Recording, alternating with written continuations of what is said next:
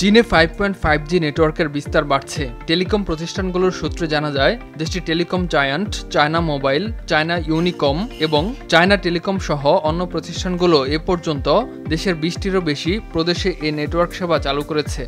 6000 mAh battery, one and only Power Master, NextG N73. দেশটিতে প্রথম 5.5G network চালু করা প্রতিষ্ঠান চায়না টেলিকম বলছে, উত্তর পশ্চিম চীনের সাংহাই ও শায়ানসি প্রদেশের খনি ও ইস্পাত শিল্পের সঙ্গে 5.5G প্রযুক্তি একীভূতকরণের কাজ করতে যাচ্ছে তারা। চায়না মোবাইল বলছে, চলতি বছর চীন জুড়ে 300টিরও বেশি শহরে তারা এই নেটওয়ার্কের বাণিজ্যিক স্থাপনা চালু করবে এবং 2026 সালের শেষ নাগাদ 5.5G সম্পূর্ণভাবে বাণিজ্যিকীকরণ করবে।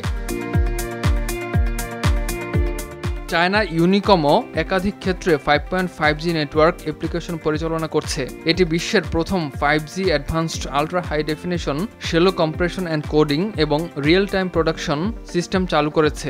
এর মাধ্যমে দর্শকরা আরও ভালো ভিজুয়াল অভিজ্ঞতা পাচ্ছে।